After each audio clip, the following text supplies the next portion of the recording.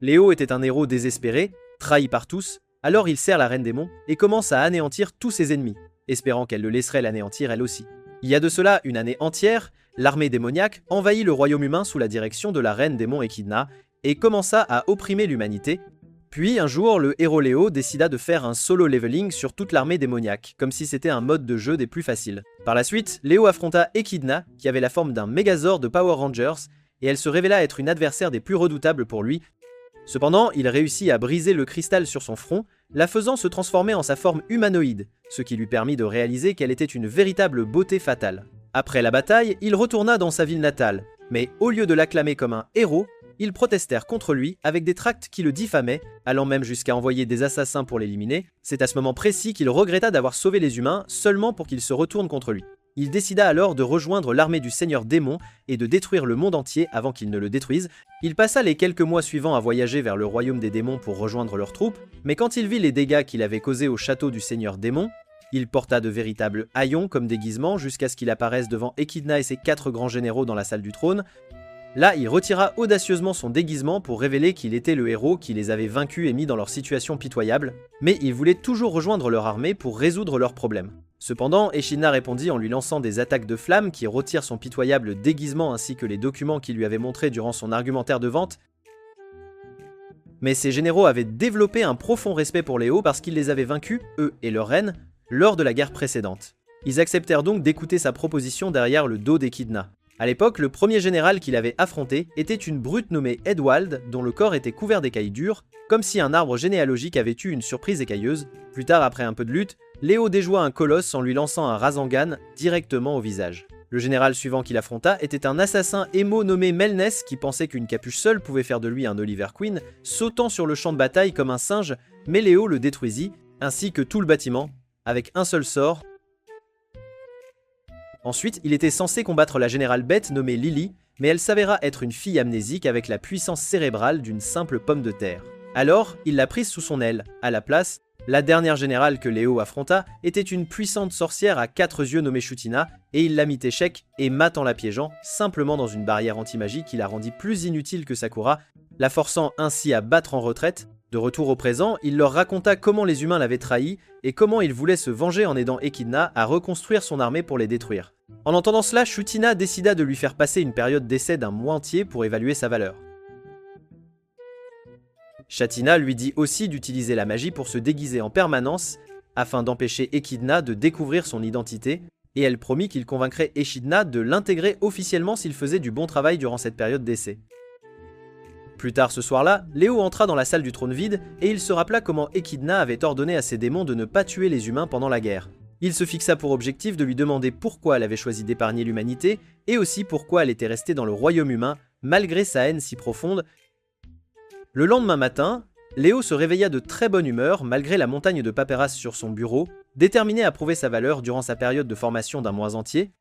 Après avoir utilisé la magie pour déverrouiller sa porte, il essaya de réveiller Shutina, mais son pyjama mettait à rude épreuve sa maîtrise de soi.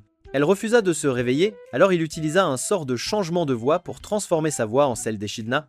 Utilisant cette voix, il lui ordonna de faire un rapport d'état de tous les nouveaux candidats à l'emploi, et en entendant cela, elle sauta immédiatement du lit avant de l'informer, la tête baissée, qu'ils n'avaient pas été en mesure de traiter l'énorme volume de candidatures qu'ils avaient reçues.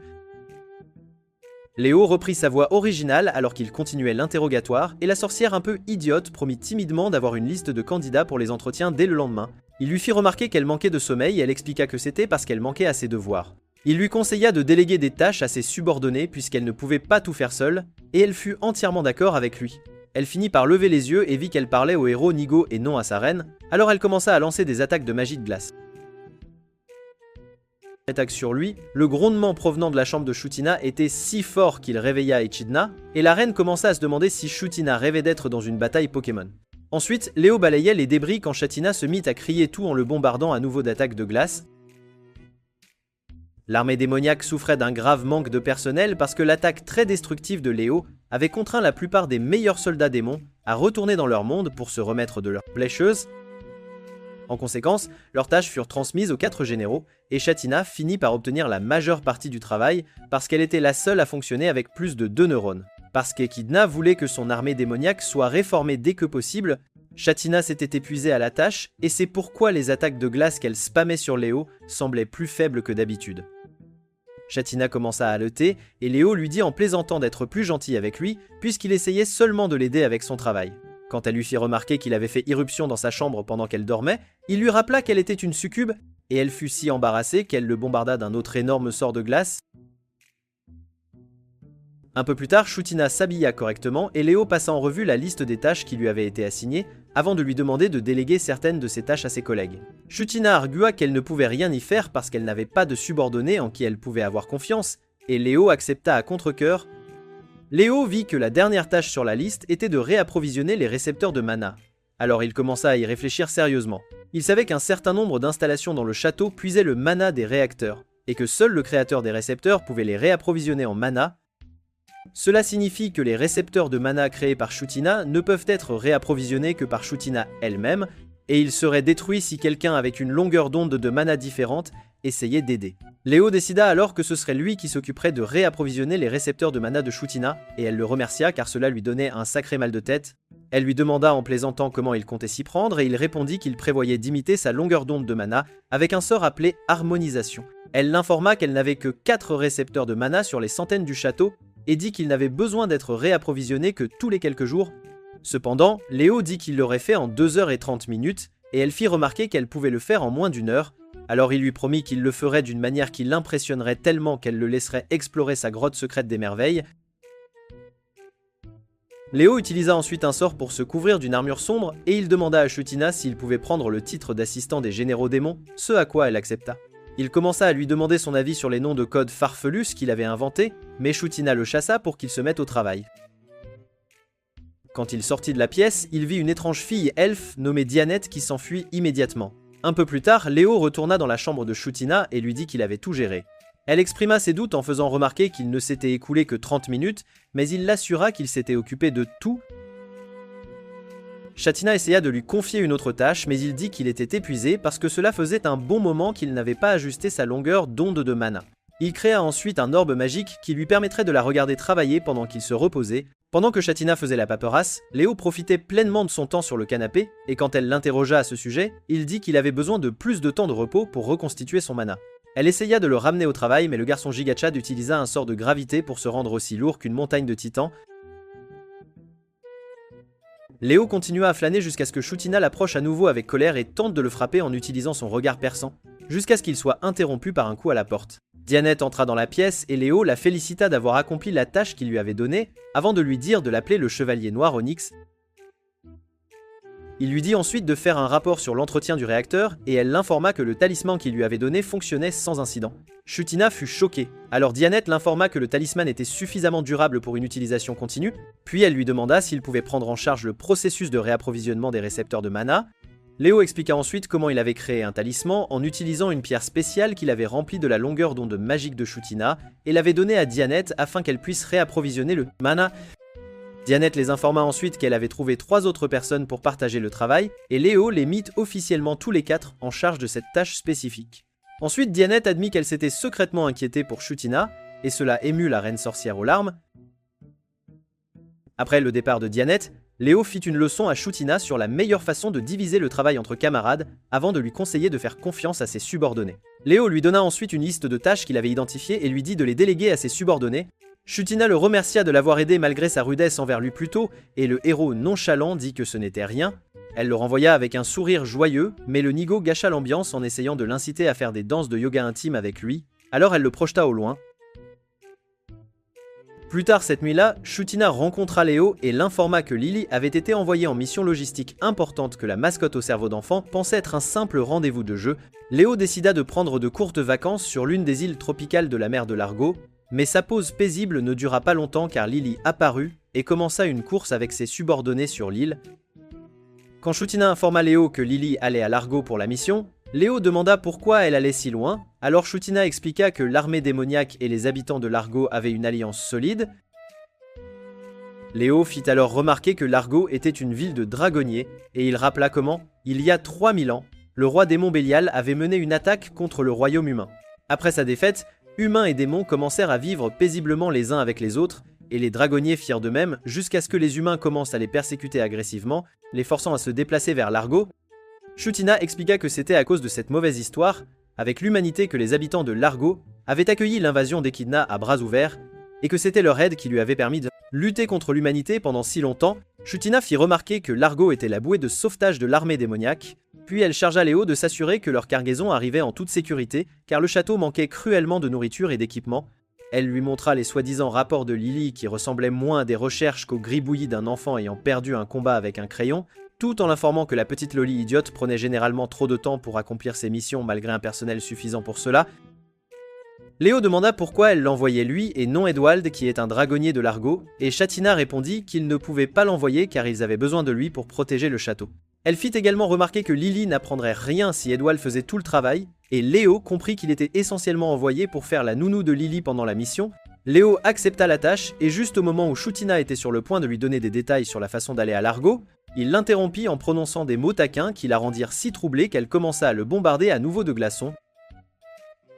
De retour au présent, Léo courut après Lily alors qu'elle courait avec sa bande, et après la course, elle félicita ses hommes pour leur excellent travail. Léo demanda à Lily d'arrêter de jouer, et elle leur dit qu'il ne jouait pas seulement, mais faisait plutôt une course pour voir qui rassemblerait les fournitures le plus rapidement. Un de ses hommes l'informa qu'ils avaient encore beaucoup à transporter, mais elle annonça qu'ils avaient fini pour la journée et leur dit de se reposer. Un peu plus tard, Léo se détendait tranquillement au bord de l'eau, et Lily apparut avec une noix de coco qu'elle commença à lui donner à manger. Cependant, Léo craignait qu'ils ne finissent pas de transporter ce qu'ils avaient au rythme où ils allaient, parce que l'île était encore remplie à ras-bord de fournitures qu'ils devaient transporter via un portail vers le château. Il savait que le travail ne prendrait qu'un jour ou deux si les bonnes personnes étaient assignées à des tâches spécifiques, et Lily interrompit son brainstorming en lui tendant des carottes. Certains démons demandèrent à Lily qui était Léo, et la petite sotte était sur le point de tout révéler avant que Léo ne lui couvre la bouche en leur disant qu'il était le chevalier noir Onyx. Un peu plus tard, Léo essaya de faire réparer certaines parties endommagées par des démons, mais ils lui dirent qu'ils ne pouvaient pas changer leurs tâches sans l'approbation de leur chef Lily. Quand Léo vit que Lily était trop occupée à grignoter des carottes, il réalisa à quel point la situation était désespérée. Plus tard ce soir-là, Léo était déprimé par la situation désespérée dans laquelle il se trouvait, d'autant plus que les villageois de Largo avaient déposé des plaintes concernant leurs méthodes imprudentes.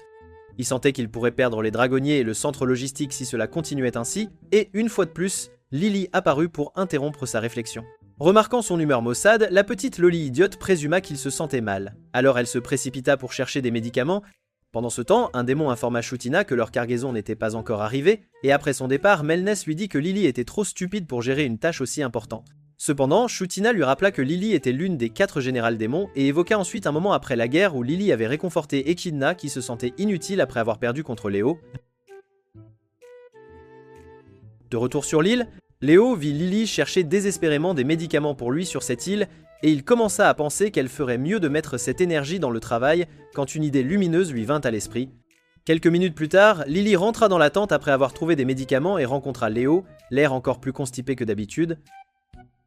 Léo lui dit qu'il avait été mordu par un serpent dans le cadre de son plan pour aider Lily à mûrir, et elle se mit immédiatement à pleurer. Il dit que c'était la fin du chemin pour lui, mais elle dit qu'elle ne voulait pas qu'il meure, et suggéra de l'emmener se faire soigner par Chutina. Cependant, Léo dit qu'elle ne pouvait pas faire cela parce que le portail était cassé, et il savait qu'il n'y avait qu'un seul moyen de le guérir puisque aucun des vauriens de Largo ne connaissait la magie de guérison. Lily suggéra alors de cueillir des herbes médicinales et c'était exactement ce que Léo avait prévu. Après son départ, il se soigna en utilisant la magie de purification et téléporta le serpent loin avant d'envoyer son Eyorb pour la suivre. Léo était heureux parce qu'il avait mis en place des parcours d'épreuves sur le chemin des montagnes qui exigeraient d'elle de gérer correctement son équipe pour les traverser. Lily se transforma finalement en un énorme loup blanc que Léo identifia comme le loup divin, Fenrir, qui était une divinité protectrice dans la patrie de Lily sur le continent d'Arkea. Elle atteignit finalement la première épreuve qui était une énorme frontière que Léo avait rendue impénétrable aux attaques physiques. Léo était confiant qu'elle aurait besoin de travail d'équipe pour la traverser, mais Miss Twilight le stupéfia en la traversant avec une force pure. Lily arriva ensuite à la deuxième épreuve qui était une collection de slime qui la retenait, et une fois de plus, elle dépassa les attentes de Léo en se frayant un chemin. La troisième épreuve était une énorme crevasse que Léo avait créée sur son chemin, et Léo vint déguisé en marchand laide pour la regarder lutter.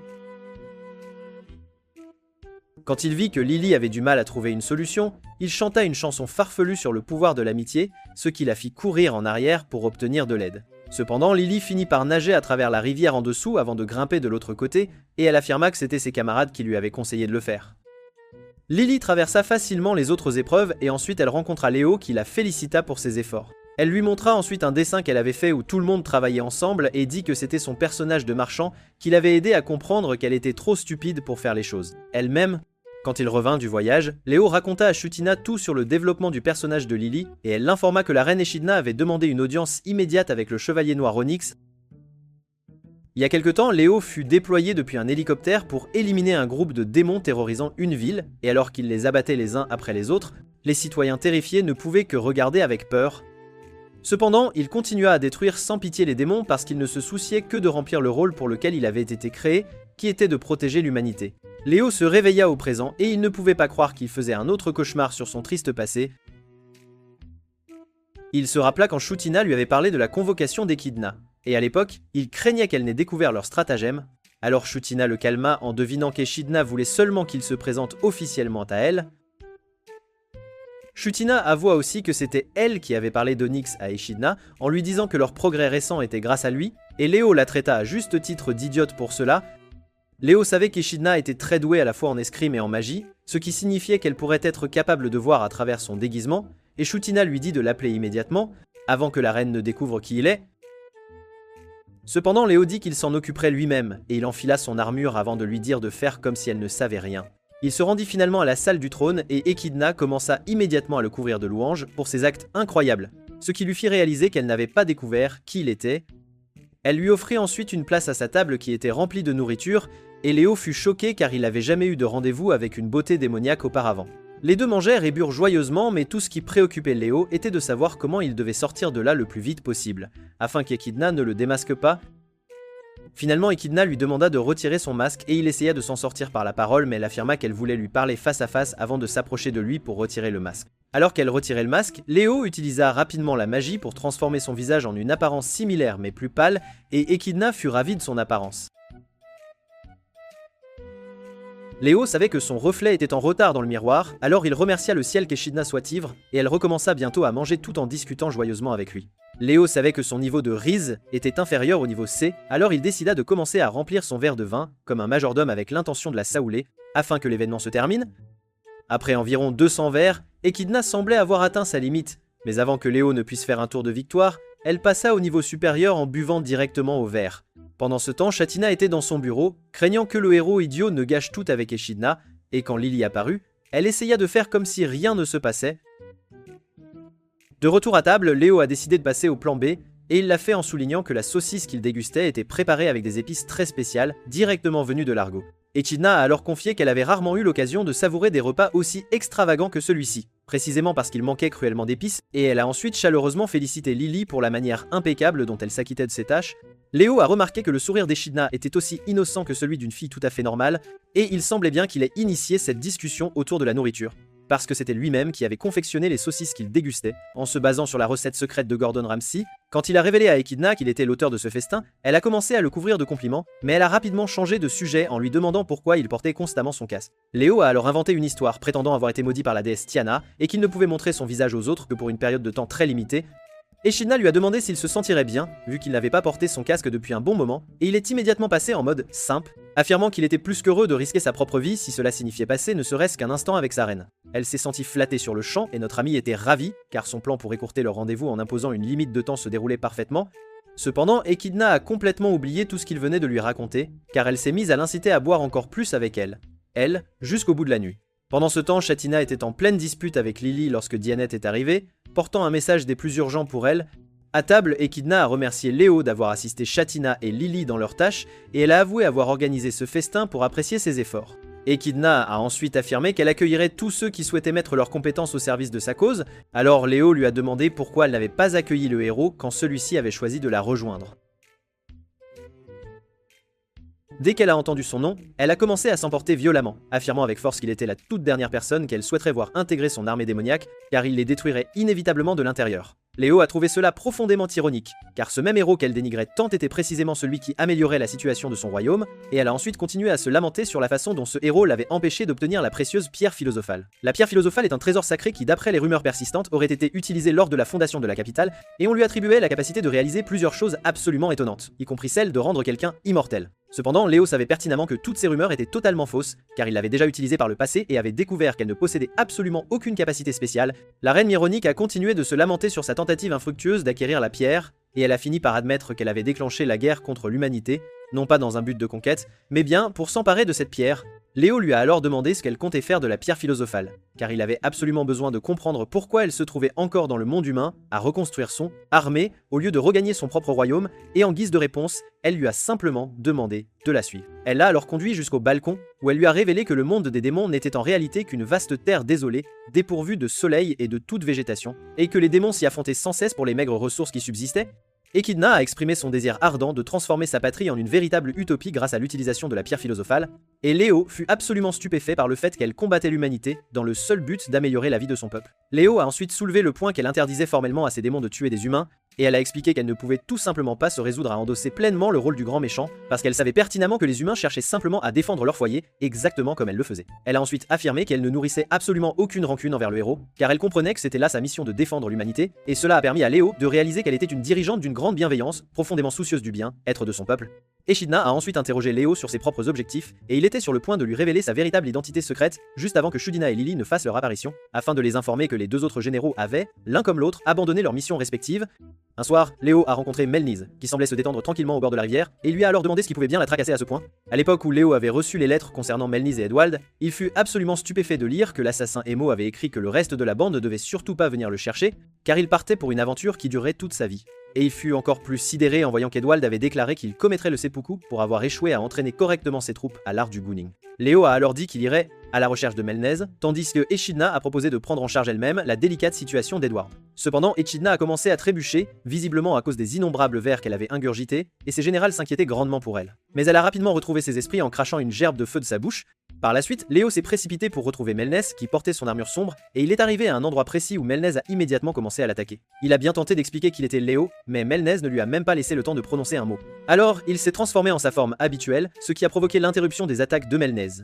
De retour au présent, Léo a demandé à Melnez pourquoi il avait eu recours à une excuse aussi paresseuse que de partir en voyage, et Melnez a simplement répondu que c'était la pure vérité. Cependant, Léo a rétorqué qu'un général ne pouvait pas se permettre de partir ainsi à l'aventure, car sa perte rendrait la reconstruction de l'armée à partir de zéro bien plus ardue. Il a ensuite demandé à Melnas s'il avait réellement l'intention de démissionner, tout en lui attachant discrètement la jambe avec une chaîne magique. Il avait pris la ferme décision de ne pas laisser Melnas s'échapper avant d'avoir découvert sa véritable raison, car il savait pertinemment qu'il risquait de ne plus jamais pouvoir le rattraper s'il parvenait à s'enfuir. Léo lui a alors vivement conseillé de s'assurer de partir sans le moindre regret, s'il était vraiment sérieux quant à l'idée de quitter son poste, et il lui a ensuite demandé ce qui pouvait bien lui trotter dans la tête. Cependant, Melnès a répondu en faisant semblant d'être Nezuko, et quelques minutes plus tard, il a finalement révélé qu'il devait absolument mener des entretiens tout seul dans 3 jours. Il a ajouté qu'il devrait se montrer énergique et particulièrement imposant durant ces entretiens, étant donné qu'il allait interroger des espions et des agents qui étaient réputés pour leur talent en communication. Léo a fait remarquer que Melnas n'était absolument pas doué pour la communication, et il a rappelé qu'il avait été autrefois un maître de guilde, ce qui l'a poussé à expliquer qu'à cette époque, il laissait toujours les autres s'occuper de toutes les discussions. Léo a réalisé que c'était bien lui qui avait renvoyé ses montures dans le royaume des démons, et Melnès a alors dit qu'il pensait pouvoir apprendre beaucoup de choses s'il partait en voyage et visitait de nombreux endroits. Il a ensuite affirmé qu'il n'avait plus du tout besoin de faire cela, puisque Léo était désormais présent, et il a ensuite demandé à Léo de le transformer en un véritable maître de la communication dans les 3 jours à venir. Léo a souligné que les compétences en communication représentaient l'une des aptitudes les plus cruciales à posséder lorsqu'on travaillait en équipe, et il a demandé à Melnès s'il avait sollicité l'aide de qui que ce soit jusqu'à présent. Melnès a répondu qu'il ne voulait déranger personne, car ils étaient tous bien trop occupés par leurs propres tâches, et Léo l'a qualifié d'individu étrange pour avoir envoyé une lettre aussi cryptique au lieu de simplement s'ouvrir sur ses difficultés. Melnès a alors tenté de s'échapper, mais il fut fermement retenu par la chaîne magique de Léo, et ce dernier a finalement accepté d'être son tuteur personnel pour les 3 jours à venir. Quelque temps plus tard, Léo a mis Echidna au courant de son arrangement avec Melnès et lui a expressément demandé de ne pas le laisser partir en voyage surprise pour le moment. Pendant ce temps, alors qu'elle le félicitait, cette stupide Loli a bien failli laisser échapper son véritable nom avant de se retenir en se couvrant la bouche. Echidna, elle, l'a complètement ignoré, tout en disant à Léo que Melnis avait fait de son mieux vraiment pour reconstruire l'armée démoniaque, et ce malgré les difficultés personnelles qu'il rencontrait. Elle l'a ensuite informé que ses généraux étaient également ses précieux consultants, et ajouté que les opinions de Melnez concernant l'humanité entraient souvent en conflit avec les siennes. Cela a rappelé à Léo le moment précis où il venait de vaincre Melnez durant la guerre, et Melnez lui avait alors déclaré qu'il exterminerait l'humanité un jour, si Léo ne mettait pas fin à ses jours. Léo a ensuite demandé à Echidna comment se déroulaient les choses avec Edwald, et elle a révélé que cette brute ne parvenait même pas à commettre le seppuku, car ses abdominaux étaient si incroyablement puissants qu'il brisait chaque épée avec laquelle il tentait de s'empaler. Léo a rappelé le fait qu'il avait mentionné dans sa lettre qu'il ne parvenait pas à entraîner correctement ses troupes, et Echidna a alors révélé qu'elle avait expressément assigné sa fille Julieta pour le surveiller de près, car elle représentait sa seule et unique faiblesse. Elle a affirmé qu'il finirait par s'ouvrir sur ses véritables raisons une fois qu'il se serait calmé, et Léo a déclaré qu'il l'aiderait volontiers avec le problème d'Edward dès qu'il aurait terminé de gérer l'affaire avec Melnas, ce qui l'a naturellement poussé à le remercier. Dans un certain restaurant, des rats s'affairaient à préparer des repas, tandis que Léo et Melnas servaient les plats, tous deux déguisés en serveuses. La chef cuisinière a chaleureusement remercié Léo d'avoir considérablement dynamisé son commerce en améliorant de manière significative la qualité de leur nourriture, et Léo lui a alors confié qu'il lui restait encore de nombreux arts culinaires à dévoiler et à leur enseigner. Elle l'a ensuite remercié d'avoir amené Myrni, affirmant qu'il était une adorable jeune fille silencieuse, tout à fait comme Comissant. Melniz a alors demandé à Léo comment le fait de se travestir en serveuse pourrait bien l'aider à améliorer ses compétences en communication. Et Léo a expliqué qu'il était impératif de se déguiser, car les gens n'auraient certainement pas envie d'être servis par l'un des généraux démons. Lorsque Melniz a fait remarquer qu'il ressemblait trait pour trait au héros, Léo a rétorqué que les misérables démons n'avaient pas suffisamment de cellules cérébrales pour se souvenir de son apparence durant la guerre. Ce qui était bien différent pour Melniz, qui, elle, était un peu comme un John Wick avec des cornes et de sérieux problèmes de gestion de la colère. Melniz a demandé pourquoi Léo ne lui avait pas fourni l'un des uniformes masculins. Et Léo a expliqué qu'il n'avait tout simplement pas sa taille,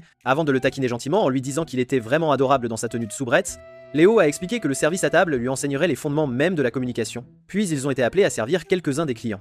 La chef cuisinière a demandé à Melnes de sourire, mais il a esquissé un sourire qui d'une certaine façon paraissait encore plus effrayant que celui d'Hisoka, ce qui l'a poussé à se moquer ouvertement de lui. Léo a alors commencé à lui faire une véritable leçon sur la communication, en utilisant un scénario où il dînait avec Echidna et les autres généraux, et il lui a conseillé d'employer l'empathie lorsqu'il interagirait avec autrui. Melnis a répondu que l'empathie était précisément la première chose qu'on lui avait demandé d'éradiquer en tant qu'assassin de la guilde, et il a demandé à Léo s'il connaissait une technique secrète.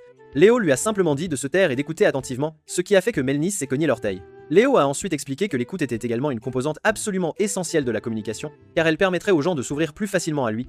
À ce moment précis, quelques clients ont commencé à dénigrer Melnez et il a tenté de changer de sujet en leur offrant de la nourriture. Mais l'un des voyous a commencé à se montrer un peu trop entreprenant avec lui. En réaction, Melnis lui a brisé le bras et a neutralisé plusieurs de ses acolytes avec des mouvements d'assassin d'une rapidité fulgurante, ce qui a contraint les autres à s'excuser immédiatement. Sur le chemin du retour, Léo a félicité Melnis pour le bon travail qu'il avait accompli et ils se sont ensuite retrouvés dans sa chambre, où Léo lui a demandé de mener un faux entretien en mettant en pratique les compétences qu'il avait acquises. Melnis a alors demandé à Léo si sa précédente déclaration, selon laquelle il les avait rejoints pour anéantir l'humanité, était en réalité un mensonge. Léo a fait remarquer qu'il était plutôt surpris d'entendre une telle question de la part de Melnis, car il s'attendait en fait à ce que Shuina soit la toute première à la poser.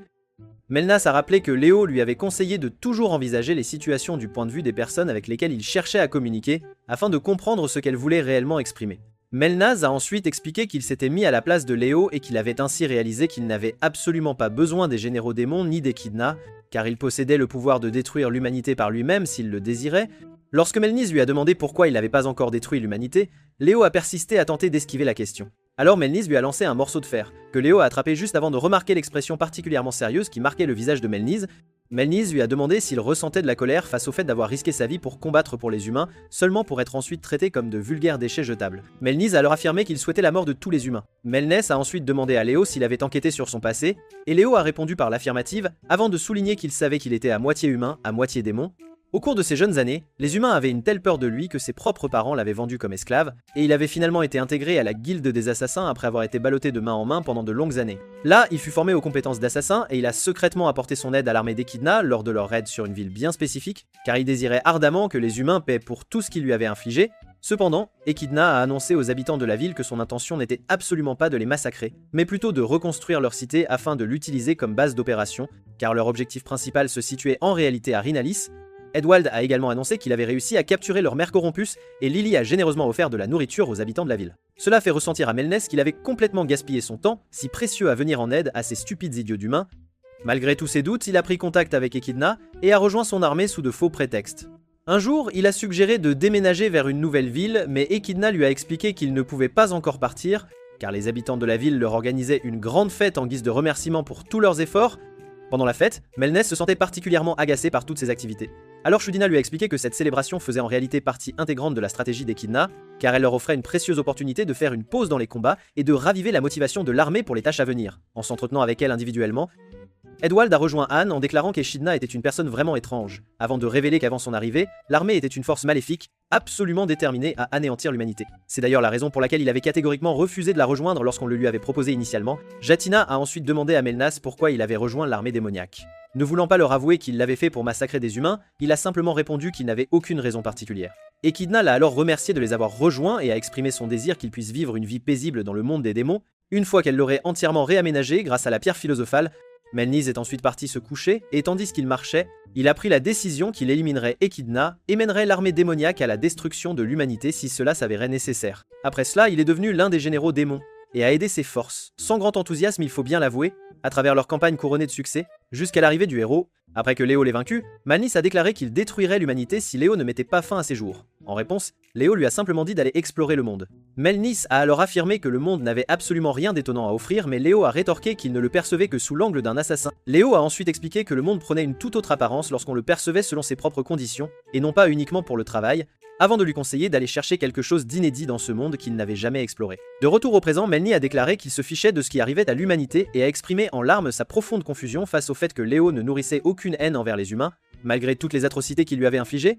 Léo a alors commencé à énumérer toutes les observations qu'il avait faites concernant les généraux, depuis qu'il travaillait à leur côté, et il a déclaré que Melniz était un assassin insensible, aux prises avec une véritable angoisse adolescente. Il a également souligné que Melniz était resté étrangement silencieux après avoir entendu ses raisons de rejoindre l'armée démoniaque, non pas par désintérêt, mais parce qu'il avait appris comment Léo avait été exilé par l'humanité, et avait ressenti une profonde compassion pour lui, du fond du cœur. Léo lui a alors dit d'arrêter de pleurer, alors il a essuyé ses larmes, et a demandé à Léo de lui raconter son histoire. Léo a admis que les mots haineux que les humains lui avaient adressés blessaient profondément ses sentiments, d'autant plus qu'il défendait l'humanité depuis si longtemps. Il a alors décidé de raconter à Melniz à quoi ressemblait le monde à sa naissance, il y a de cela très longtemps. À cette époque, le monde était à l'apogée de la civilisation industrielle, avant que la magie ne soit couramment utilisée, et la Terre était bien différente de ce qu'elle est aujourd'hui, car la capitale n'était autre que la grande ville de Tokyo. À cette époque lointaine, il y avait des fusées, des satellites et même l'internet, et le monde était alors un endroit paisible car il n'était peuplé que d'êtres humains. Cependant, un jour, un immense trou s'est ouvert en plein cœur de Tokyo, et de là sont apparus toutes sortes de démons qui ont aussitôt commencé à semer le chaos et la destruction. Les humains ont fini par riposter, déclenchant ainsi une guerre sans merci entre les humains et les démons. Finalement, les humains ont réalisé à quel point ils étaient bien plus faibles comparés à leurs redoutables ennemis, et ils ont donc décidé de concevoir une arme extrêmement puissante, capable de détruire aisément les démons. À la lumière de cette situation critique, certains scientifiques ont alors lancé un projet ambitieux visant à créer 12 armes humaines extrêmement puissantes, imprégnées de pouvoirs démoniaques, dans le but de protéger l'humanité. Ils les ont nommées la série Demonheart. Léo a ensuite confessé qu'il était le seul membre survivant de la série Demonheart, et il a raconté à Melniz comment toute son existence n'avait été qu'une succession de combats contre les démons pour sauver l'humanité. Il avait été conçu pour être extrêmement durable, et c'est ainsi qu'il est finalement devenu le seul survivant, après que les autres Demonheart aient tous péri au combat. Il a vécu jusqu'à l'époque actuelle, où la magie a progressivement remplacé la technologie, et il a continué à suivre ses ordres de combattre pour protéger l'humanité pendant de très nombreuses années, et ce, malgré les doutes qui l'assaillaient, car il ne pouvait tout simplement pas se résoudre à abandonner son devoir. Léo a ensuite confessé qu'il avait été heureux lorsque les humains l'avaient finalement mis de côté, car cela lui avait offert une précieuse opportunité d'abandonner son rôle de héros et d'explorer le monde, au lieu de rester constamment lié par ses lourdes responsabilités héroïques. Il a ensuite continué à bavarder avec enthousiasme sur le plaisir qu'il trouvait à travailler pour l'armée démoniaque, jusqu'à ce que Melniz l'interrompt. Il a alors réalisé qu'il avait toujours désiré partager son histoire avec quelqu'un. Léo a révélé que c'était lui qui avait empêché le père d'Echidna, le seigneur démon Cycrius, de s'emparer du monde entier, avant d'ajouter qu'Echidna et ses généraux étaient tous, sans exception, de bonnes personnes. Il a ensuite promis qu'il les aiderait à trouver le bonheur en leur apportant la précieuse pierre philosophale. Et Léo a confié à Melniz qu'il lui avait raconté son histoire précisément parce qu'il possédait une compétence de communication absolument cruciale, sa très forte motivation. Il a ensuite relevé l'assassin Emo jusqu'à ce qu'il s'évanouisse complètement sur son canapé. Quelque temps plus tard, un groupe de démons explorait des ruines antiques, et ils ont alors découvert un bras robotique absolument massif, qui dépassait d'un trou dans le mur. Ailleurs, Julieta se plaignait à Léo de la manière dont son père supposait constamment que tout le monde était à son niveau. Léo lui a alors dit de se calmer un instant et de venir prendre un peu de thé en sa compagnie. Léo a ensuite évoqué le rapport qu'elle lui avait transmis plus tôt, concernant la façon dont Edwald avait soumis ses soldats à un entraînement absolument infernal, seulement pour qu'ils se fassent lamentablement vaincre par une archimère. Après cela, il avait affirmé que ces hommes étaient faibles, de pathétiques idiots, avant de décider de prendre l'entière responsabilité de leur échec en mettant fin à ses jours. Il a souligné que mourir ne résoudrait absolument pas leurs problèmes, et Julieta a ajouté que son père, ce colosse alimenté par les altères, avait heureusement abandonné l'idée du suicide pour le moment, avant de préciser que les archimères étaient, de loin, les chimères les plus puissantes. Bon sang. Elle a également précisé que les hommes qu'ils avaient engagés pour l'affronter n'étaient que de simples fantassins, qui n'avaient absolument aucun espoir de le vaincre, faute d'expérience ou d'entraînement adéquat. Léo a ensuite demandé pourquoi Edwald avait fait combattre les novices contre la chimère, et Julieta a expliqué que c'était parce qu'il s'attendait à ce que tout le monde soit aussi fort que lui. C'est pourquoi il pensait que les nouveaux soldats ne faisaient pas suffisamment d'efforts lorsqu'ils n'avaient pas réussi à vaincre la chimère. Léo a souligné qu'Edwald était suffisamment odieux pour croire que les personnes fortes atteignaient leur position uniquement par la vertu de leurs propres efforts, alors qu'en réalité, de nombreux autres facteurs entraient en jeu. Il y avait par exemple la génétique, comme dans le cas de Lily, l'éducation, comme pour Shutina, et bien d'autres facteurs externes qui pouvaient grandement aider quelqu'un à devenir puissant. Julieta a demandé pourquoi son père ne parvenait pas à comprendre cela. Alors Léo a expliqué qu'un bon guerrier ne faisait pas toujours un bon professeur, car les combattants aussi expérimentés qu'Edwald auraient tendance à reprocher à leurs élèves de ne pas être suffisamment sérieux, en partant de l'hypothèse qu'ils sont à son niveau, au lieu d'adapter correctement les méthodes d'entraînement qui l'ont mené là où il se trouve. Julieta a ensuite fait remarquer que Edwald avait maudit son propre manque d'entraînement après sa défaite face à Léo, et qu'il avait alors doublé ses efforts quotidiens. Elle a ensuite admis qu'elle avait toujours désiré être comme son père. Cependant, elle a affirmé que sa nature particulièrement têtue jouait en réalité contre lui, car son entraînement absolument infernal faisait s'évanouir ses troupes d'épuisement. Et Léo a ajouté qu'il était surpris que ces hommes ne s'enfuient pas tout simplement de cet idiot. Julieta a affirmé qu'il prenait la cause d'Edwald aussi au sérieux que lui, c'est pourquoi ils se sont dépassés pour suivre ses ordres, puis elle a demandé à Léo comment gérer la situation. Léo lui a assuré qu'il s'en chargerait personnellement, et elle fut visiblement Pendant ce très temps, Melnès soulagée révéla à et ravie Chutina de et l'entendre Lily que Léo était une arme vivante créée pour protéger l'humanité, et qu'il mentait sur son objectif de rejoindre l'armée démoniaque pour détruire la race humaine. Chutina décida alors qu'elle lui ferait confiance tout en le surveillant de près, et Lily accepta joyeusement cette idée. Au même moment, Léo découvrit un dessin de Lily qui lui donna une idée. Puis un démon l'informa qu'il était convoqué par la reine Echidna. Arrivé à la salle du trône, Echidna l'informa qu'Edwald avait démissionné de son poste de général, se sentant inapte à diriger les troupes. Quand Léo demanda s'il avait quitté l'armée démoniaque, elle répondit qu'il s'était seulement rétrogradé au rang de simple soldat pour s'entraîner avec ses subordonnés. Léo s'inquiétait, sachant que cela ne ferait qu'aggraver leur situation. Echidna dit lui avoir demandé de reconsidérer sa décision, mais il refusa de céder. Echidna tenta de demander une solution à Léo, mais elle réalisa à quel point elle devenait une parasite. Alors elle s'arrêta et décida de trouver elle-même une solution.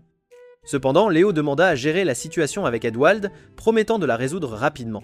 Elle accepta donc de lui laisser les rênes. Il commença à s'éloigner, mais elle l'arrêta, lui disant qu'elle voulait discuter d'une affaire importante avec lui une fois la situation réglée. Il accepta de la revoir plus tard. Quelques instants après, Lily montra à Léo et Julieta le Gundam qu'elle avait trouvé. Léo leur expliqua que c'était un artefact de l'ère moderne plus puissant qu'une chimère de rang S. Il l'identifia comme un golem mécanique, nom de code Phantom 9, conçu spécifiquement pour combattre les démons de haut rang, et dit qu'il l'utiliserait pour exécuter son plan. Quelques heures plus tard, Edwald annonça à ses troupes qu'il démissionnait de son poste de général pour les rejoindre en tant que simple soldat, ce qui les fit paniquer. Il les informa ensuite que Julieta assumerait le rôle de général à partir de ce moment-là. Léo, qui observait d'en haut, dissimulé par sa magie furtive, affirma qu'il allait donner une bonne leçon à cet idiot. Soudain, le golem mécanique apparut. Edwald ordonna à ses soldats de l'attaquer. Cependant, les attaques des soldats ne firent que briser leurs propres armes, et Edwald commença à leur aboyer des ordres pour qu'ils l'attaquent à nouveau. Cependant, les machines s'arrêtèrent soudainement et tirèrent un rayon laser sur eux. Léo réussit à les sauver en déviant le rayon avec un sort, ce qui détruisit une montagne voisine. Quand elle tira un autre rayon, Léo le dévia vers le ciel. Léo commença à réfléchir à la manière de gérer la situation, mais Edwald chargea soudainement le golem mécanique lui-même. Il esquiva instinctivement une attaque de lame laser que la machine lui asséna. Léo se révéla enfin, expliquant que l'attaque était assez puissante pour déchirer ses écailles de dragon. Léo lui dit alors de suivre ses ordres s'il voulait vivre. Edwald tenta de protester, mais la machine capta son attention en arrachant un morceau d'écaille de dragon de son corps. Léo continua de lui aboyer des ordres, le traitant d'idiot sans cervelle. Edwald expliqua qu'il ne savait pas quoi faire, n'ayant jamais affronté cette machine. Suivant les instructions de Léo, Edwald réussit à trancher la lame de la machine, et Julieta lui dit que le point faible de la machine était le torse. Léo lui dit la même chose, et il réussit à abattre la machine en frappant le torse. À ce moment-là, la machine émit un signal qui activa les autres golems mécaniques dans les ruines. Léo s'apprêtait à les affronter, mais Echidna l'informa qu'elle était déjà là pour s'en occuper. Echidna incinéra ensuite les golems mécaniques avec un sort de flamme massif, permettant à Léo de rendre à Edwald la monnaie de sa pièce en l'insultant pour son incompétence face aux golems. Edwald réalisa finalement ses erreurs, et Julieta défendit son père, expliquant qu'il n'était pas juste de supposer que les autres pouvaient faire ce qu'il faisait. Après cela, Edwald s'excusa auprès de ses troupes pour ses précédentes déclarations dures, et tous exprimèrent leur désir de continuer à combattre à ses côtés. Pendant ce temps, Echidna devint une maniaque des explosions plus grande que Megumin, bombardant sans cesse les robots déjà rôtis avec sa magie, tandis que les généraux tentaient de l'arrêter. Quelques jours plus tard, Shatina rendit visite à Léo dans sa chambre pour l'informer que la reine Echidna avait l'intention de le promouvoir à un poste de direction à leur côté. Cependant, elle mentionna que Melny leur avait parlé de son passé et demanda s'il avait vraiment menti sur ses raisons de les rejoindre. Léo dit qu'il discuterait de tout avec elle plus tard dans la journée, y compris de ses raisons, et promit de ne pas les trahir. Elle accepta. Elle lui dit ensuite de ne pas révéler son identité avant qu'elle ne le dise, expliquant qu'Echidna ne pardonnerait pas leur tromperie s'ils n'agissaient pas avec prudence. Elle ajouta qu'elle lui ferait signe au bon moment.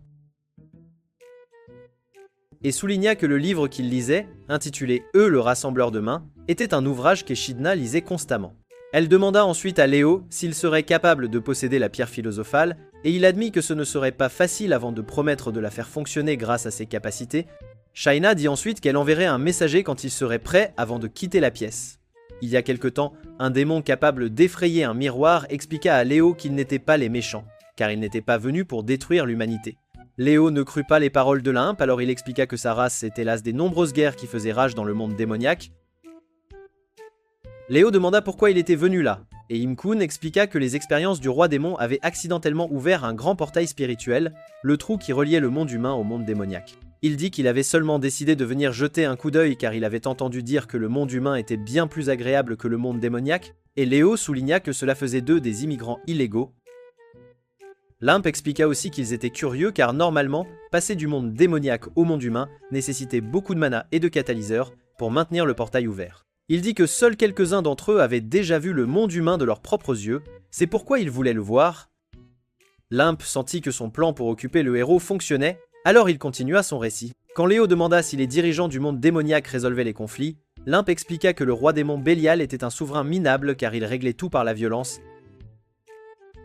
Léo souligna que le nom de Bélial était présent dans les archives humaines, et Limp supposa que le nom de Bélial figurait dans leurs livres, parce qu'un des royaux démons avait fait un saut dans le monde humain à l'époque. Quand la conversation devint ennuyeuse, Limp commença à paniquer. Quand il tomba au sol, Léo lui demanda de se relever pour qu'il puisse faire une promenade. Alors qu'il traversait la ville endommagée, Léo demanda à Limp pourquoi Bélial avait ouvert le grand portail spirituel.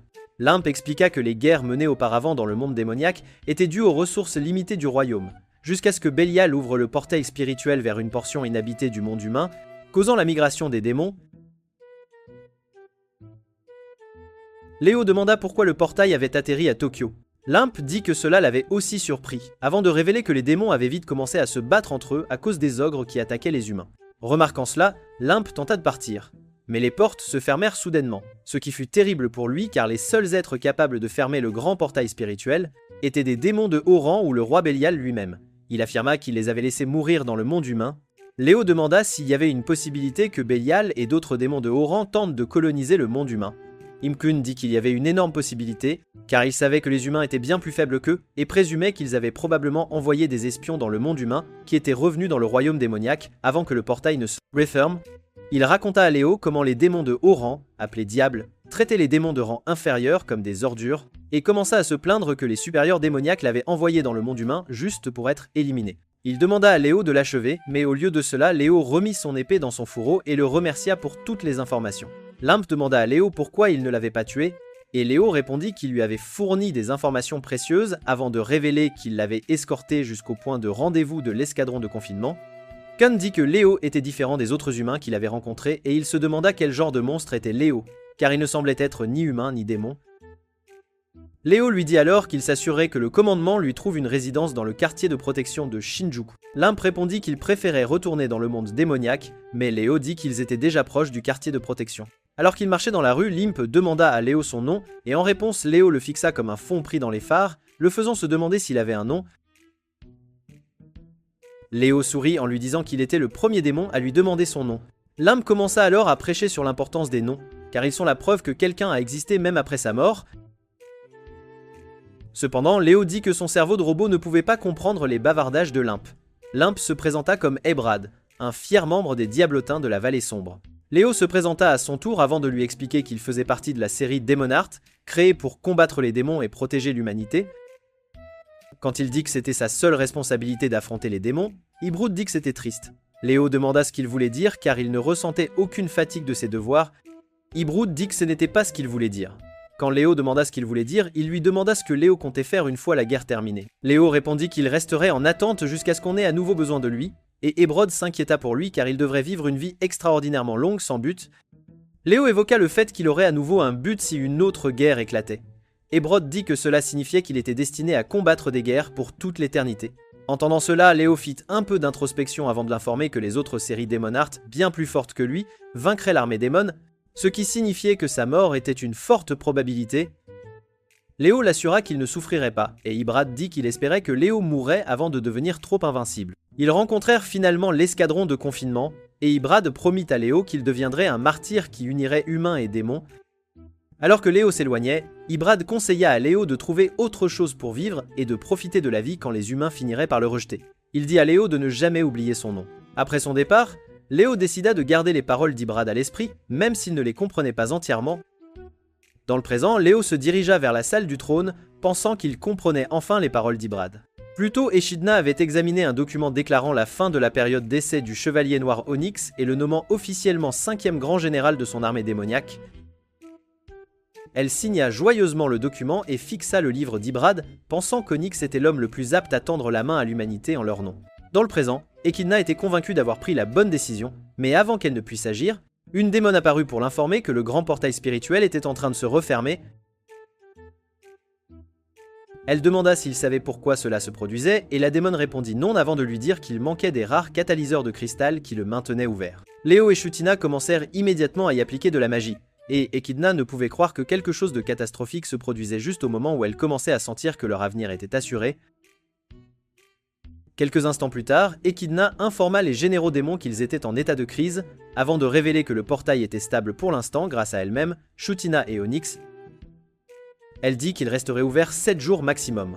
Lily demanda ce qui se passerait si le portail spirituel se refermait.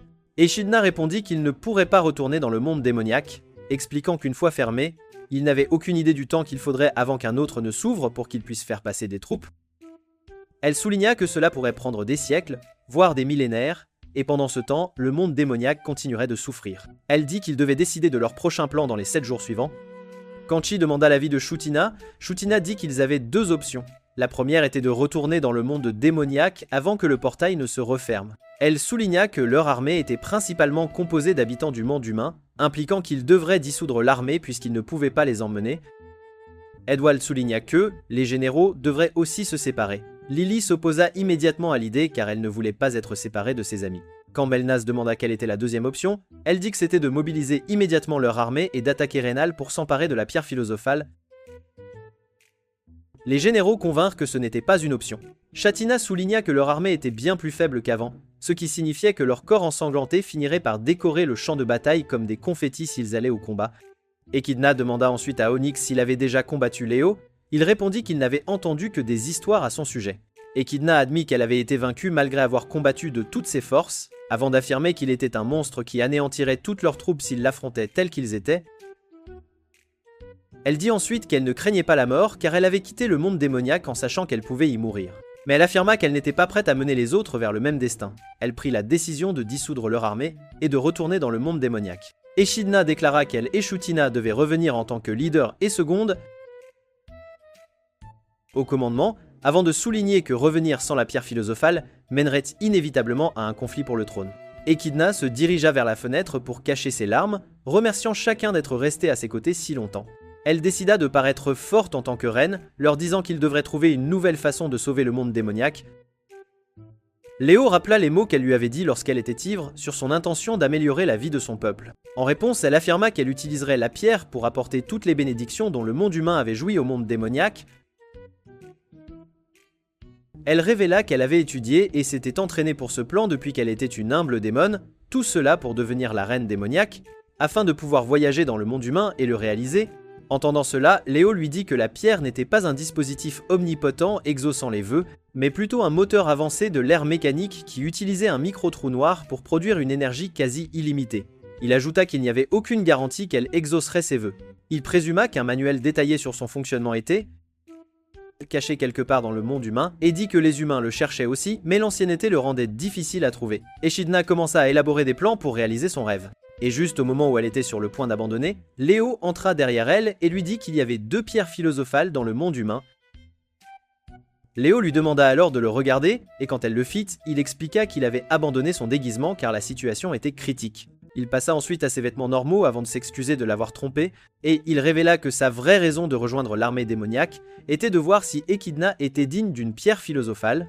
Il dit qu'il serait parti s'il avait jugé Echidna indigne, puis affirma qu'il avait découvert à quel point elle était digne lors du dîner qu'ils avaient partagé. La reine, désemparée, ne pouvait toujours pas comprendre que son cher Onyx était son plus grand rival, mais il alla plus loin en lui disant que lui donner la pierre en valait la peine car cela apporterait la paix aux deux royaumes. Elle fut tellement submergée par la réalité qu'elle ne laissa même pas Léo finir de lui dire où se trouvait l'autre pierre philosophale avant de le projeter en enfer avec une attaque de flamme. Ensuite, Echidna était toujours déterminée à le frapper violemment, mais les généraux démons la dissuadèrent en lui rappelant tout le bien qu'il avait fait pour l'armée démoniaque. Echidna demanda ensuite où se trouvait l'autre pierre philosophale. Il répondit qu'elle était sur les montagnes Séchat avant de révéler qu'elle était protégée par un puissant gardien. Ensemble, ils traversèrent les montagnes. Quand Echidna demanda à Léo pourquoi il ne les avait pas simplement téléportés, il dit qu'il voulait lui parler. Il lui expliqua qu'elle devait trouver le manuel pour faire fonctionner la pierre, et elle lui jura qu'elle unirait les démons et les humains. Il révéla qu'il était né à l'ère mécanique, et elle fut stupéfaite car elle savait que cela le rendait âgé de plus de 3000 ans. Il lui parla ensuite de son identité, faisant partie de la série Demon Art, et dit que sa capacité était de copier toutes les aptitudes utilisées contre lui. Il lui confia qu'il craignait parfois d'apporter un jour le désastre sur le monde juste pour être celui qui le sauverait. Il révéla à Echidna et à ses généraux que la pierre philosophale était son cœur, avant de leur dire de la prendre en le tuant. Ils commencèrent à hésiter, alors il assuma pleinement le rôle d'un méchant, menaçant de détruire chaque humain qu'il trouverait s'il s'enfuyait.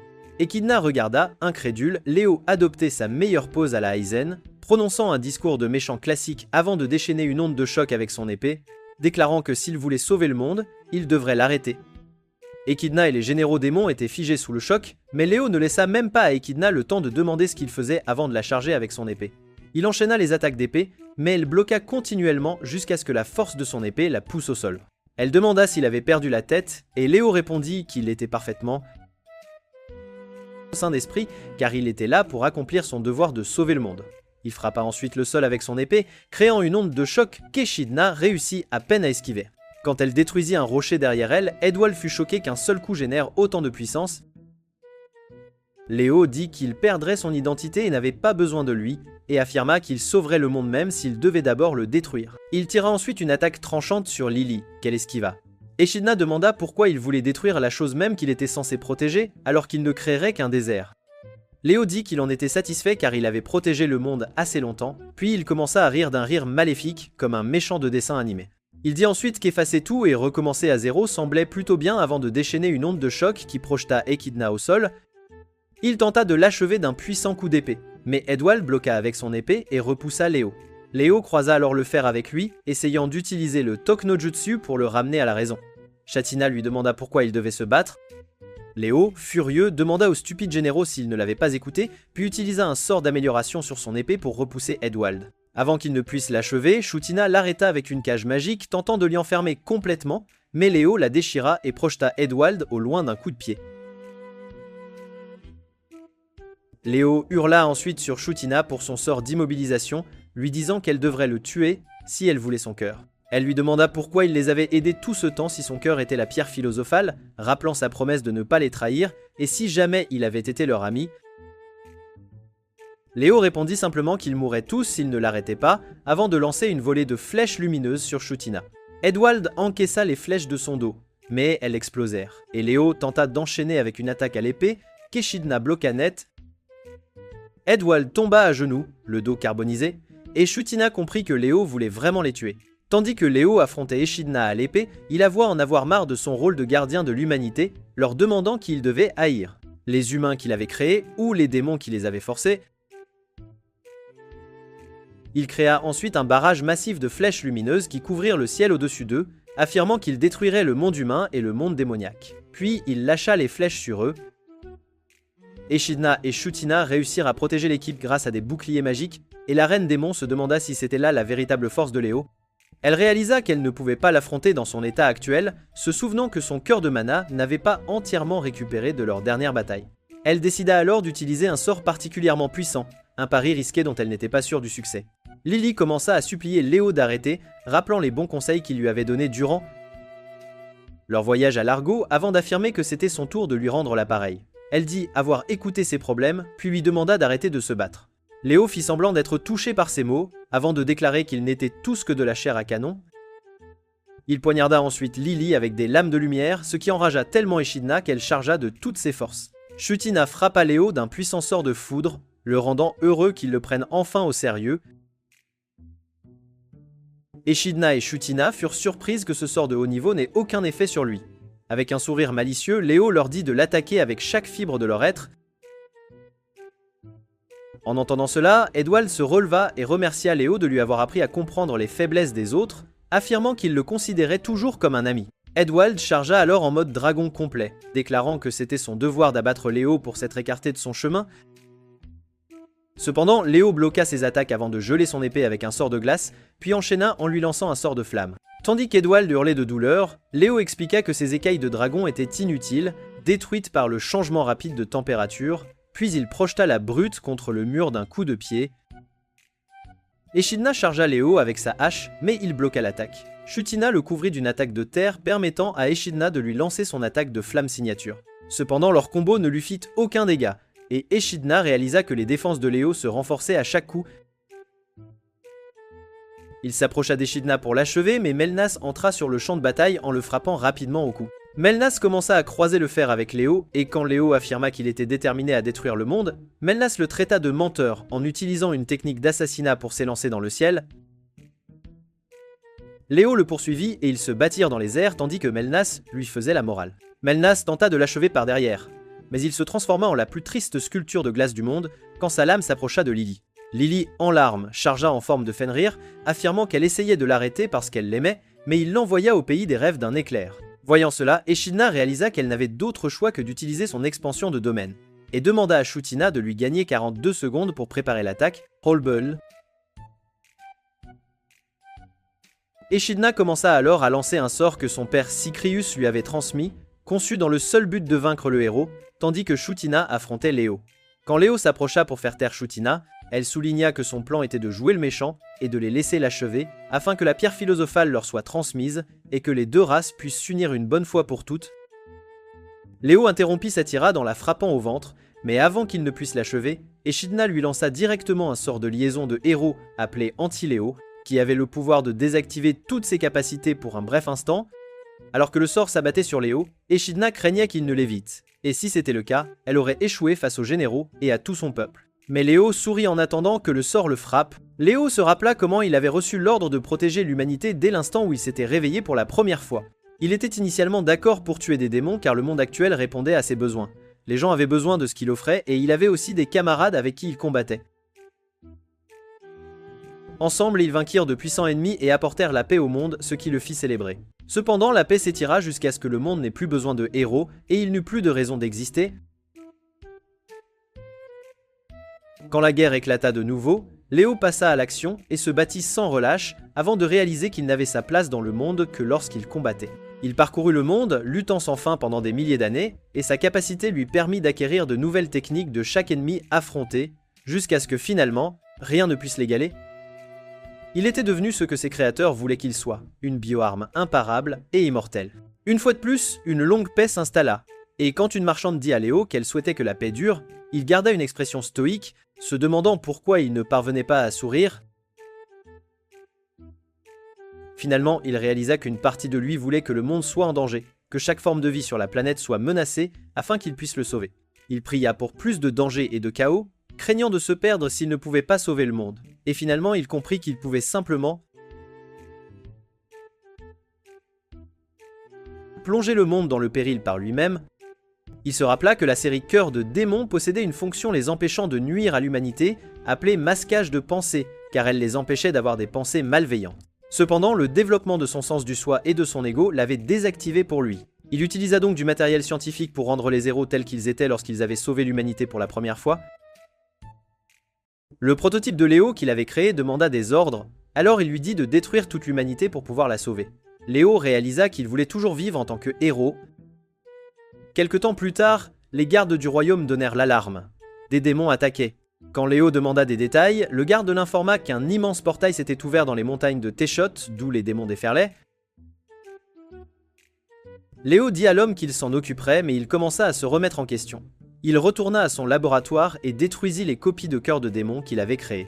Il réalisa qu'il n'était plus un héros puisqu'il tentait de détruire l'humanité de ses propres mains, et il affirma être le véritable roi démon. Léo comprit qu'il était la plus grande menace pour le monde, prêt à le détruire pour sa propre cause égoïste, et affirma qu'aucun roi démon ne pourrait jamais être aussi maléfique que lui. Ce tumulte intérieur devint très intense, et il élabora un plan. Peu après, il fut envoyé en mission pour vaincre Echidna et son armée. En les combattant, il réalisa qu'il devait cesser d'être un héros pour vaincre le mal, mais il ne pouvait pas simplement être vaincu. Il décida donc de transmettre la pierre philosophale à quelqu'un d'assez fort pour le vaincre, afin qu'il puisse défendre l'humanité à sa place. C'est alors qu'il aperçut Echidna ordonnant à ses troupes démoniaques d'éviter toute action destructive, y compris tuer des humains, et elle leur rappela que leur objectif principal n'était pas de faire la guerre. Léo fut surpris et interrogea un démon, qui révéla qu'Echidna avait envahi le monde humain parce qu'elle voulait faire du monde démoniaque un endroit meilleur. Il déclara qu'il n'y avait jamais eu de roi démon comme elle, et un autre démon qui l'interrogea affirma n'avoir jamais rencontré de femme aussi digne d'éloge, car elle leur avait interdit de causer un tort injuste aux humains durant leur invasion. Elle souligna également qu'Echidna se tenait en première ligne pour les mener au combat, et un diablotin qui l'interrogea affirma qu'Echidna distribuait des éloges à tous, y compris aux diablotins comme lui, ce qui faisait d'elle une souveraine bienveillante. Après avoir entendu tous leurs témoignages, Léo envoya un œil orbe pour observer Echidna, et après avoir vu les enregistrements, il réalisa qu'Echidna pourrait être la successeur qu'il cherchait. Il comprit qu'il pouvait faire plus que simplement prendre son cœur en comblant le fossé entre les royaumes humains et démoniaques. Il décida de lui accorder un entretien avant de partir sauver le monde. Ce jour-là, Léo commença son dernier voyage, un voyage pour cesser d'être un héros en mettant fin à sa propre vie. En affrontant les 4 généraux, il les évalua pour voir s'ils étaient dignes de confiance, et après les avoir vaincus, il entra dans la salle du palais où il assomma chaque garde en vue avant d'affronter Echidna. Il croisa le fer avec elle, décidant qu'il déterminerait si elle était la bonne personne à qui confier sa vie, puis il vainquit sa forme monstrueuse pour mettre fin à la guerre. Au présent, Léo sourit en remerciant Echidna alors que le sort anti-Léo l'approchait, et elle réalisa que c'était ce qu'il avait voulu depuis le début. Le corps d'Echidna sentait chaque os se tendre alors que le sort de liaison maintenait Léo en place. Alors que le sang commençait à jaillir de ses yeux, Echidna réalisa que son corps ne pouvait pas le supporter, car elle liait des milliers d'années de pouvoir à elle seule. Elle comprit que c'était sa seule chance de l'abattre, car elle ne pouvait le retenir que 6 secondes de plus. Léo réalisa qu'il n'avait pas été en si grand danger depuis des siècles, maintenant figé sans accès à ses millions de capacités. Il sourit, car il savait qu'il allait enfin mourir. Echidna réalisa que Léo avait vécu une vie misérable pendant des milliers d'années, et Léo sentit qu'il avait échoué en tant que héros, parce qu'il ne pouvait pas compter sur les autres pour protéger le monde à ses côtés. Tous deux se rappelèrent le temps qu'il avait passé avec l'armée en tant qu'Onyx, et ils comprirent que le souhait de Léo était de trouver quelqu'un qui le sauverait. Léo était heureux d'avoir choisi Echidna et sa bande comme dernier compagnon, car il savait que les mondes s'uniraient après sa mort. C'est alors que les généraux démons se relevèrent, et Léo réalisa qu'il ne voulait pas mourir. Echidna affirma alors qu'elle offrirait à Léo une mort de héros avant d'ordonner à ses généraux de l'achever. Les 4 généraux frappèrent Léo de leur meilleur coup, et Léo les remercia tous avant de s'effondrer finalement au sol. Ensuite, les généraux fixèrent le corps de Léo avec un mélange de choc et de tristesse dans les yeux, et Echidna hurla dramatiquement pour marquer la fin de leur bataille. Quelques minutes plus tard, Léo reprit conscience et commença à réfléchir à sa défaite, juste au moment où Echidna et ses généraux s'approchaient de lui. Lily tenta de le câliner comme d'habitude, mais Melnas la retint. Echidna demanda à Léo s'il appréciait son nouveau rôle de seigneur démon à temps partiel. Léo répondit que c'était plutôt amusant et avoua qu'il avait toujours voulu être le méchant, ajoutant qu'il était content de l'avoir fait avec Echidna. Echidna l'accusa de les avoir ménagés, et quand il tenta de le nier, elle rappela qu'il l'avait laissé le frapper exprès avec son sort. Léo demanda s'il aurait dû l'esquiver, soulignant qu'il perdait assez mal. Chutina dit qu'il était venu s'attendant à perdre contre eux, et Léo répondit qu'il était content car, même si son plan n'avait pas entièrement abouti, ils avaient réussi à le désactiver avant qu'il ne tue tout le monde. Pitna le traita alors de sacré idiot, soulignant que son stupide jeu avait failli leur coûter la vie. Léo lui sourit simplement en réponse, puis leur offrit la pierre philosophale dans sa poitrine, révélant qu'il avait utilisé une annulation d'urgence pour se couper de l'énergie de la pierre, ce qui signifiait qu'il n'avait que 300 secondes pour la prendre. Melnas demanda s'il suffisait de la retirer et Léo répondit oui, précisant que ce serait comme déboucher une bouteille. Melnas s'avança pour la prendre, mais Lily commença à supplier au nom de Léo. Cependant, Edwald la retint et lui dit d'arrêter de faire des histoires car Echidna n'allait pas bien. Lily éclata en sanglots et Echidna remarqua que Léo souriait parce qu'il protégeait toujours l'humanité jusqu'à la toute fin. Elle réalisa qu'il n'avait jamais eu l'intention de tuer qui que ce soit ni de détruire leur monde et qu'il avait volontairement choisi de mourir, sachant que son sacrifice apporterait la paix aux deux mondes. Elle s'avoua douloureusement qu'il était un vrai héros, et quand il lui rappela que le temps pressait, elle lui demanda s'il avait des regrets. Léo dit qu'il n'en avait aucun, puisque quelqu'un de digne reprenait son travail. Melnas tenta de faire taire Lily, mais ses yeux larmoyants ne firent que la faire pleurer plus fort. Léo s'excusa alors pour tous les problèmes qu'il avait causés, et Echidna s'assit à côté de lui pour récupérer la pierre. Cependant, elle lui donna une légère tape sur le visage et le frappa au ventre, avant de dire qu'elle avait changé d'avis car c'était trop de travail. Echidna lui rappela ensuite qu'elle était la reine démon et qu'elle n'avait pas de temps pour ses petites affaires, avant de dire à Léo qu'elle avait officiellement décidé de l'embaucher. Elle rappela qu'il possédait la pierre et qu'il avait vécu des milliers d'années avant de le nommer ambassadeur entre les mondes démoniaques et humains. Léo tenta de lui rappeler que le temps était compté, mais Echidna dit qu'elle s'en fichait, et Edwal déclara qu'il n'attendait pas moins de la reine. Léo dit à Edwal de la raisonner ou de retirer la pierre lui-même, mais le costaud dit qu'il était d'accord avec la décision d'Echidna. Il alla même plus loin, disant qu'il voulait apprendre beaucoup plus de Léo et souligna que sa mort lui rendrait un très mauvais service. Léo fut surpris de sa stupidité et Edwal lui dit qu'il était le meilleur homme pour unir leur monde puisqu'il avait vécu des milliers d'années. Il ajouta que Julieta avait pris Léo en affection, ce qui signifiait que le tuer ferait pleurer sa fille. Puis il supplia Léo de reconsidérer sa décision. Léo demanda si son crâne épais était vraiment si vide, et Lily lui sauta immédiatement dessus. Elle le réprimanda de ne pas avoir demandé leur aide quand il était en difficulté, avant de lui rappeler ses propres mots sur le pouvoir de l'amitié. Lily se mit alors à pleurer sur lui, admettant qu'elle était trop stupide pour comprendre pourquoi il voulait mourir, et elle dit qu'elle l'écouterait avant de le supplier de ne pas mourir. Melnas s'approcha ensuite de Léo, et Léo pensa qu'il était l'homme parfait pour le travail, étant l'assassin au sang-froid du groupe, mais Melnas se mit soudainement à le frapper à coups de pied. Melnas affirma que les mots, l'attitude, les yeux et tout chez Léo criaient qu'il voulait vivre, et il continua de le frapper à coups de pied en le suppliant de vivre. Léo tenta alors de supplier Shutina de l'achever, mais Shutina pointa son bâton vers lui avant de lui demander pourquoi il voulait se détruire. Léo tenta d'expliquer qu'il n'avait pas le temps, mais elle lui dit d'arrêter ses bêtises. Alors il lui expliqua qu'il essayait de protéger l'humanité, la raison pour laquelle il avait été créé. Il révéla aussi que la série Demon Heart avait reçu un masquage de pensée qui les empêchait d'avoir des sentiments blessants envers les humains, et leur dit que l'ego qu'il avait développé avait désactivé son masquage de pensée. Il affirma qu'il ne pouvait pas conserver son identité s'il ne protégeait pas l'humanité, et il tenta d'expliquer l'oubli, mais Shutina l'interrompit en soulignant que son fort ego pourrait lui permettre de désactiver son ordre de protéger l'humanité.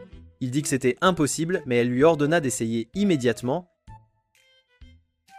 Léo pénétra alors dans le monde de son subconscient et réussit à faire taire la voix dans sa tête qui lui disait constamment de protéger l'humanité. Léo fut stupéfait par son exploit. Echidna souligna qu'il restait 20 secondes au chrono avant de lui dire qu'elle le tuerait s'il voulait vraiment mourir. Elle lui conseilla ensuite de ne pas gâcher sa vie à être piégé par les ordres de quelqu'un d'autre s'il voulait vivre, ce qui lui fit se souvenir des mots d'Ibrad, tandis que sa blessure se refermait. Elle lui dit de laisser le manteau de Eros derrière lui et de travailler sous ses ordres. Léo prit sa main et se remit sur pied, ce qui fit que Lily le serra dans ses bras en pleurant des larmes de joie. Le lendemain, Léo retrouva Echidna qui lui demanda s'il regrettait de ne pas avoir saisi sa seule chance de mourir enfin. Léo promit de réaliser son souhait en trouvant un moyen pour que l'humanité et les démons coexistent.